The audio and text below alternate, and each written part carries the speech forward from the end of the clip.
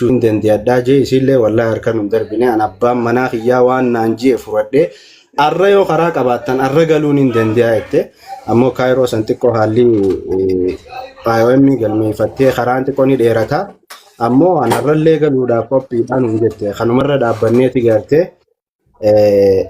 waan takka takka haala mijjeessineetuma walitti deebinaa wal mari'annee yaada joon adda baane abbaan mana kiyyaa waan ji'a arra galii ji'a arraan tana kunnoo haalli naa tollaan karaan haalli itti mijjooynaan hin deemaa jettee waan jiru nu ibsitee jirti yaada joofiin ji'a kanarraa ammoo egaa nutis akkanatti osoo hin ta'in waan takka haala takka mijjeessineeti san booda lamaan irraa haa ta'u irratti gartee hojjanne yaada jooni amma gama keessan kana. Okay. Ustaz Umma Safwan jirratti anis xiqqoo haala bala. Waanuma waliin beeknuu fi waanuma waliin agarre waan silaa dubbachuu qabu Yaasin Safwan sirrumatti hime. Ta dura Umma Khaanis fi Yaasin jaarsaa jaartii gaarii nama yeroo dheeraa waliin ture nama biyya baqaa keessa waliin ture nama biyya baqaarraa gara biyya Itoophiyaatti waliin galee nama ilmaan lama waliin qabu ta'uu fi nama bultii isaanii akka bareedatti gaggeessaa ture ta'uu namni hundi gurraa qaba. Ijaanis sanuma argaa ture. Anis atis tokkoon tokkoon nama 1800 kaas jiru kun hundi namni biyya keessaa nama muraasa arguutaan nama biyya namaa jiru. Hundi namaa gaafa biyya namaa deemu rakkoo qaba, sababaas qaba, waan dhabe qaba, waan san barbaadu deema. Waa'ee Umma Khaanutii fi waa'ee Yaasinii isaan lachuu akka biyya isiin akka biyya keessa hin jirre namni hundi gurraa qaba duraanii.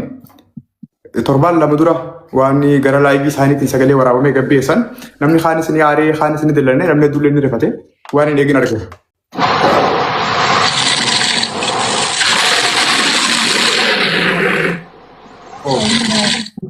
Thank you. ما شاء الله جزاك الله خير. يلا تودو عمري دايردا. ميا ada baru sih jatuh muka harus nara ada berdara. Okay, tolong ya Ethiopia depan. Okay, kanaaf egaa torbaan lamaan dura wanti xiqqoon sun dhuftee Safwaan Faanis obboleeyyan hiriyaa warra wajjin nyaatee biyya san keessa waliin jiru warra waan isaanii hunda beeku.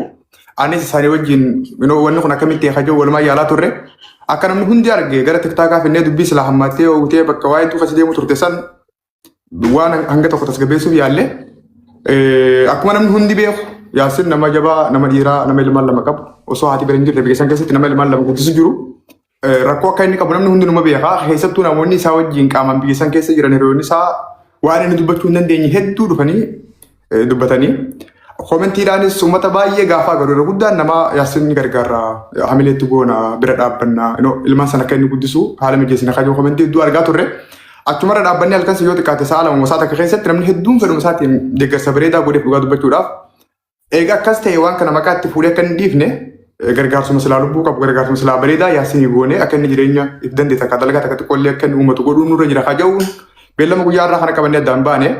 Akkitti hin dhiifne samboodarra Yaasinis Umma Khaanusis bakka bakkatti finnee dubbisuu Safwaan Faan hedduutti dadhaban dhugaa dubbachuuf Umma Khaanus halkan masanuu nu birallee dhuftee gastii gubbatti kamtuu akka hin jirree fi Yaasin gargaaramu akka inni qabuuf nama jabaa gaarii akka inni ta'e ragaa baatee beekutte.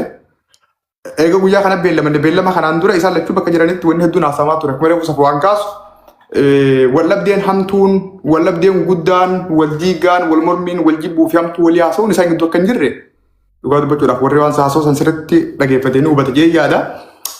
Umma Khaanus waan sidibu saatii ammaatti qaalii Yaasiniin qabaa Yaasin anaaf abbaa manaati. Yoo inni amma koo karaa biyyaa deebi'ees gara biyyaan hin deebi'a. Diddaan qabu haja'u isii jee. Wanni Umma Khaanus biyyaa baasee diddaa takkaa jibbaa Yaasinii wajjin qaban osoo hin taane. Mee dabbal kiyyaa gaafiilee muraasa wayitiin Umma Khaanus gaafadha. Okay, tu boleh bisa. Ada sekarang suara balik gitu. Ayah. Be Umma Khaanus. Ati Kaayiroo maaliif dhufte?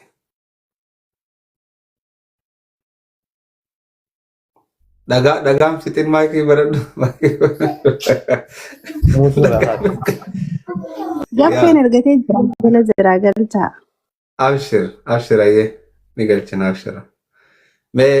Maaliif Kaayiroo dhufte? Kaayiroo akkanumatti hin deemee dhufe makiinaa horee. Silaa akka bararteen dhufinnumaan beeka. Uummata akka dhuftee xiyyaaraa takkaa makiinaa takkaa walumaanii sababni ati dhufteef maali? An sababan qabamsaa keenya akkanuma rabbumaatitu ruuza masriiti nyaataa jeekaa yeroo keessaa hanga takkanaaf muraasa takkanaa qoodii hanga san hin finne ganaan fitu jira gaafaan fite kara rabbi noo feesaaf beeka. Eeyyo. Tole afaan Oromootti yoon isinii akka jette haati kaanus ani masrii wanni inni dhufee fi taphachuuf wallisuuf utaaluuf osoo hin ta'in anilleen akkuma namni gartee biyya namaa dhaqee jijjiiramutti gaaf tokko biyya namaa dhaqee makiinaa tiyya qabadhee jireenya kiyya bareedaa oofuuf hin dhufee jetti. Kuni waan isii fuulli isii himu jirudha waan isiin afaan hin dubbattuu miti. Duba eegachi dheeyxee ummukaanus hiree harkatti moon arkanne. Hiree silaa namni barbaada dhaqu san. Hireen kaa harkuma rabbii jirti rabbiin haafidu inshaallah ni dhufti. Jechi kiyya hireen akka namni taa'ee eeggatu san siif hin mul'anne jechuu takkaa'uun arkanne. Taa'eetumaan eeggachuu jiraati. Okay. Hiree gootee teessee eeggachuu jirta moo hiree dhuftu eeggachuu jirta? Ta dhuftu dhaqe. Thank you. Tanaafuu yeroo barbaaddetti mana keetti deebi'uuf ilmaan keetti deebi'uuf qophooytuudha jechuun. Haalli mijooinaan yaa haalli mijaa'u xiqqishoo asirraa galuun ni ulfaata. Haalli mijooinaan rakkoo hin qabu. Okay. Tolega. Haalli hoggaati jettu haala jireenya gaafa galteeti moo haaluma itti galtu? Haalaan itti galtu mijooinne malee ani paaspoortiin hin dhufne biyya kana ni beeka warri miidiyaa akkaan paaspoortiin hin dhufin silaa paaspoortiin dhufe dhawaddee galuu hin danda'a laakiin paaspoortiin hin dhufne kara Suudaaniin seene gaafa na biyya irra deemsan paaspoortii kannaan turre waan kara Suudaaniin seene xiqqishoo galuun karaa kana asirraa nama galchuun xiqqishoo ni ulfaatti. Mijaawaa taanaan yeruma fedhattu nin gala namni takka eenyutu Jaafar ol naqa eenyu bakka. Okay, rakkoon qabu yaa sheekh oguta yaasin illee bakka Jaafar ala jalaa gabu rakkoon qabu abshir ala jalaa gabu. Shaaramne keef yaasin naagal jogu takka yaasin asanaa kaayatu deefamu. Tole Jaafar ol naqe atumaan Jaafar ol naqe. Yaasin kaameraa tolee fi jirana fakkaata. Tolee jiraas tole baasi mudura naagal. Okay. Tole. Modita rakabaddo. Jaafar barreessa. Akkasitti ummukaanus yeroo hunda ilmaan isiitti galuudhaaf wanni isii daangeessu karaa mijaa'uu qofa akkasiimi. Yaa. Takka tuqime. Mashallah. Thank you. Tole karaan ni mijaa'u ummukaanus. Inshaallah. Abshiriin siin jee karaan akka mijaa'u dhibbatti hin beekaani. Ayyib. Tana filaa suuqadhu taayi. Dhiiraan filaa suuqadhu jaarii dhalaanoo maal jaansa dhiiroo. Qarmaa hidhadhu taayi bootan. Anaa itti baasa maaltu gaajaa. Hamashadhu osoo barariitaa jirtuutiin fi wanti yan ta'initti seene hamashadhu taayi tana. Tole. Yaasin.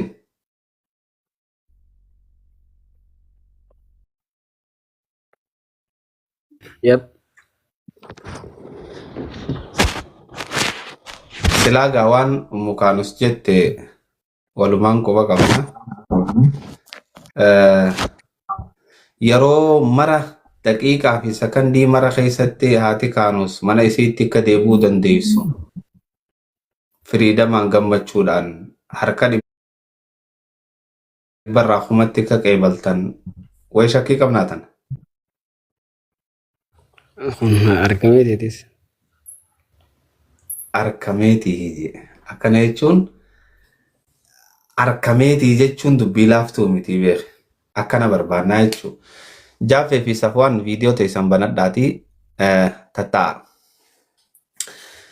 Duuba amma dhiiroo helikoophtar qabaannee helikoophtar keenya erginee hin fidnu Mee akkamitti haadha kaanus tana asitti deebisuu dandeenya?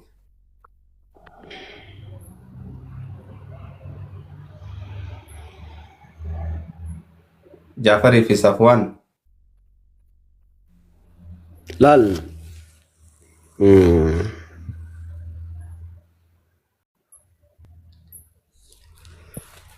dabbaalaa dubbatu oggu takka dabbaalee fi Safwaan maayikii banadhaa oggu takka maayikii banadhaa viidiyoos banadhaa galatooma jazaakumullah naafsi akkasumatti yaasiin.